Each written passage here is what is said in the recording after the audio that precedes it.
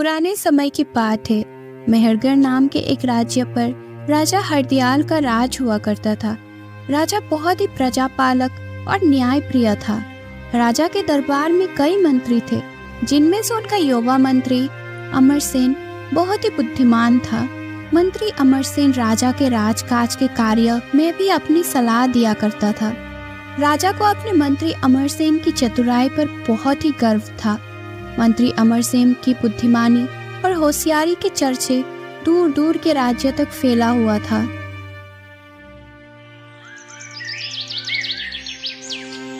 एक बार की बात है, मेहरगढ़ के पड़ोसी राज्य के राजा जयसिंह राजा हरदयाल से मिलने के लिए आते हैं। दोनों ही राज्यों में बहुत ही महत्वपूर्ण संबंध थे।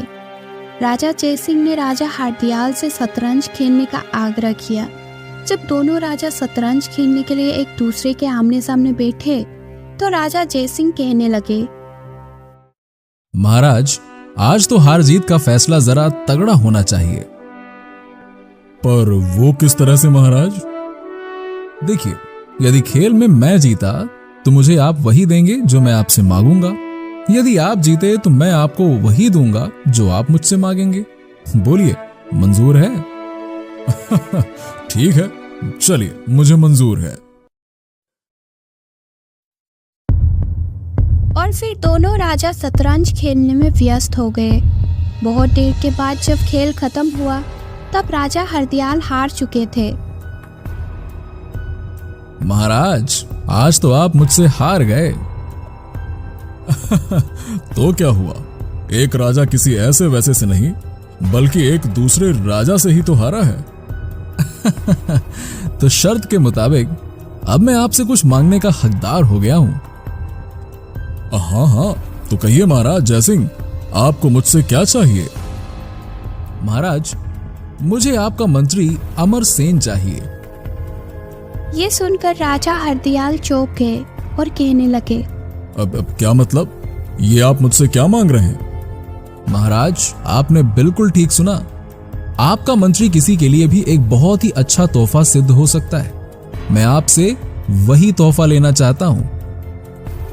महाराज जयसिंह, मैं अभी भी आपकी बात का मतलब नहीं समझ रहा हूं। जरा खुलकर बताइए, आप क्या कहना चाहते हैं?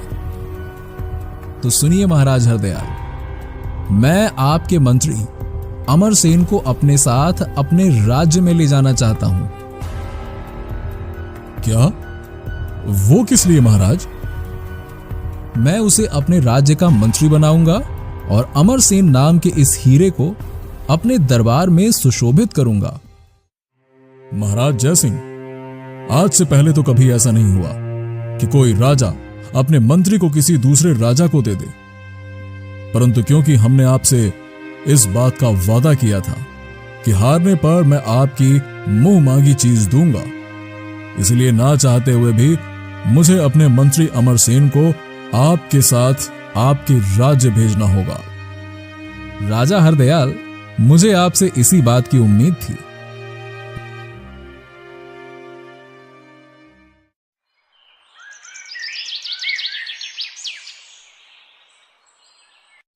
और अगली सुबह महाराज हरदयाल ने अपनी मंत्री अमरसेन को अपने पास बुलाया और कहने लगा, मंत्री अमरसेन, तुम्हें राजा जयसिंह के साथ उनके राज्य जाना होगा। वो किस लिए महाराज? तब महाराज हरदयाल ने अपने मंत्री अमरसेन को सारी बात विस्तार से बताई। सारी बात जानने के बाद मंत्री अमरसेन कहने लगा, लेकिन महाराज, मैं मेहरगढ़ छोड़कर नहीं जा सकता। मैं मेहरगढ़ की मिट्टी में पैदा हुआ और पला बड़ा हूँ। इसकी सेवा करने के बदले में किसी दूसरे राज्य की सेवा में अपना जीवन कैसे गुजार सकता हूँ?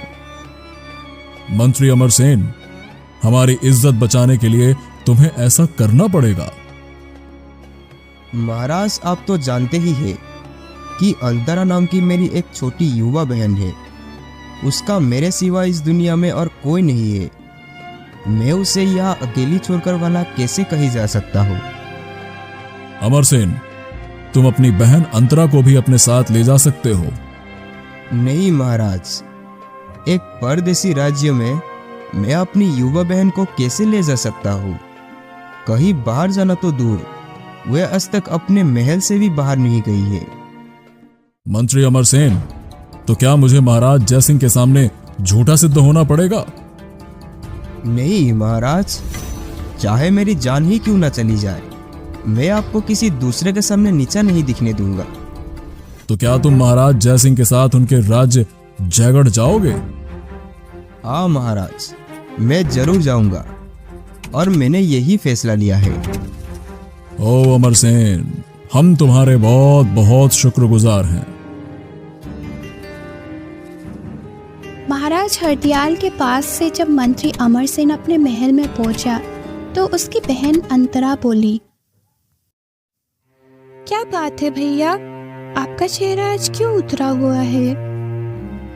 क्या बताऊं बहन अंतरा, आज तकदीर ने मेरे साथ बहुत बड़ा मजाक किया है। फिर अमरसेन ने विस्तार पूर्वक अंतरा को सारी बात बता दी। भैया, आप खुशी खुशी जयगढ़ जाने की तैयारी कीजिए, इस प्रकार दुखी ना होइए। अंतरा, मुझे तेरी बहुत चिंता हो रही है।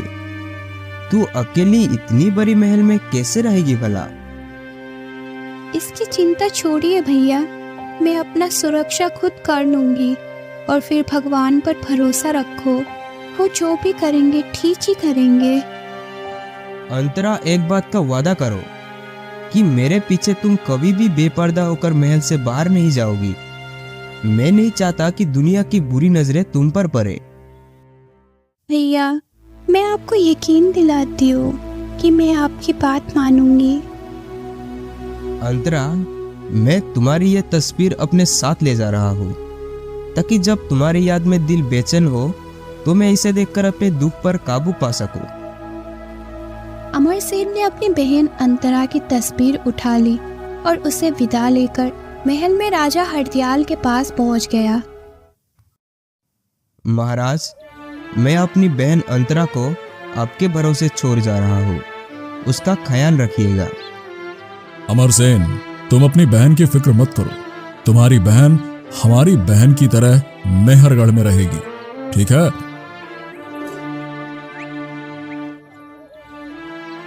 फिर राजा जयसिंह के साथ अमरसेन मेहरगढ़ से रवाना हो गया।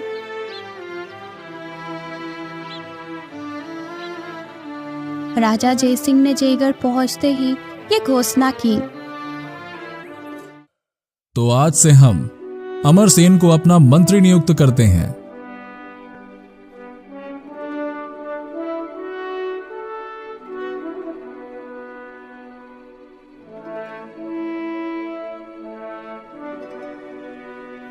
महाराज को ये क्या सूझी? किसी दूसरे राज्य के मंत्री को अपने राज्य का मंत्री बना दिया, ये ठीक नहीं हुआ। जयगढ़ राज्य के अन्य ऊंचे अहदेदार अमरसेन की बढ़ती साख को देखकर उसके विरुद्ध गुप्त मंत्रणा करने लगे।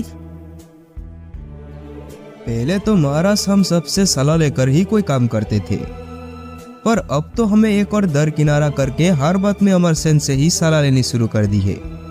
यह हमारा सरासर अपमान है। कैसे अमरसेन को महाराज के सम्मुख नीचा दिखाया जाए?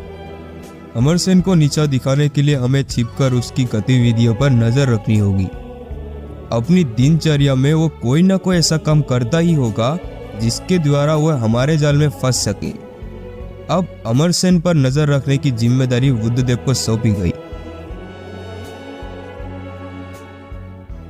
बुद्धदेव उसी समय मंत्री अमरसेन के महल की ओर चल पड़ा। जब वो अमरसेन के महल में पहुंचा तो वो देखता है कि अमरसेन किसी की तस्वीर को हाथों में उठाया हुआ है। वो सोचने लगा, ये युवती कौन हो सकती है? अमरसेन अपनी बहन की तस्वीर देखकर उसे याद करके रो रहा था। अरे ये क्या, अमरसेन तस्वीर को देखकर रो रहा है?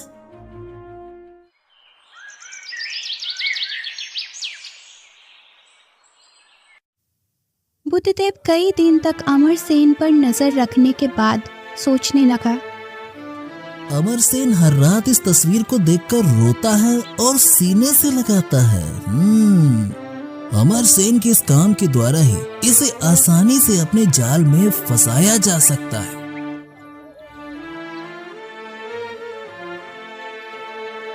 अगले दिन बुद्धदेव राजा जयसिंह के पास पहुंचा और कहने लगा, महाराज की जय हो।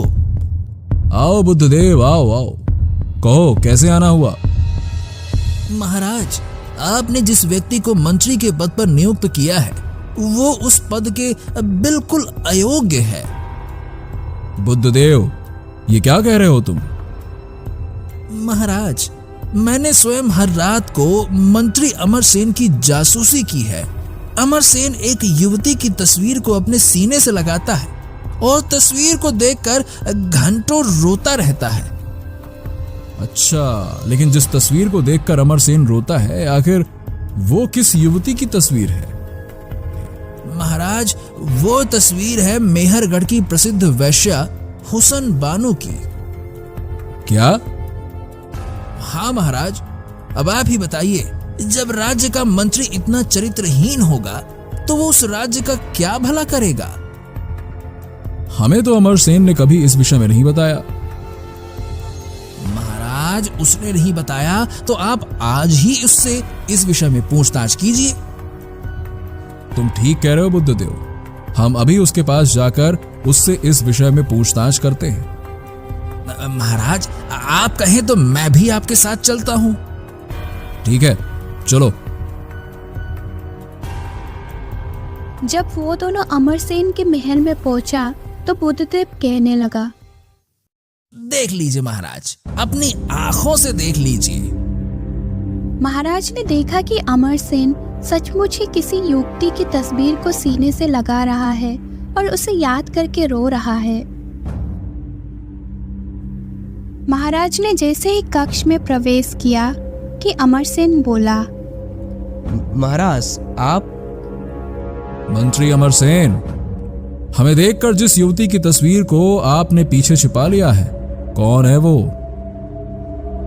महाराज, ये मेरी इकलौती छोटी बहन अंतरा की तस्वीर है। मैं इसे मेहरगढ़ में अकेला ही छोड़ आया हूँ। महाराज, मंत्री अमर साफ साफ झूठ बोल रहा है। वैश्या हुसन बानो की तस्वीर को अपनी बहन की तस्वीर बता रहा है। ये तुम क्या कह रहे हो बुद्धदेव? मेरी बहन को वैश्या हुसन बानो क्यों बता रहे हो? महाराज, मैं हुसन बानो को इसलिए पहचानता हूँ क्योंकि मैं जब भी मेहरगढ़ जाता हूँ तो हुसन बानो के कोठे पर उसका गाना सुनने अवश्य जाता हूँ। ओह, तब तो तुम हुसन बानो के तस्वीर को पहचानने में कोई भूल नहीं कर सकते। महाराज, ये झूठ बोल रहा है। तुम चुप रहो अमरसेन, हमने तुम्हारी अकलमंदी पर मोहित होकर तुम्हें अपने राज्य में लाया। ऐसा करके लगता है हमने बहुत बड़ी भूल की थी। तुम्हें महलों में नहीं बल्कि जेल की सलाखों के पीछे होना चाहिए। महाराज, आप मेरी बात तो सुनिए। ये तस्वीर वास्तव में ही मेरी बहन अंतरा की है। अमरसेन, बहुत हो चुका। अब बहन जैसे पवित्र रिश्ते को बदनाम ना करो। फिर महाराज ने अमरसेन को कारागार में डालने का आदेश दे दिया। सैनिकों ने अमरसेन को ले जाकर कारागार में बंद कर दिया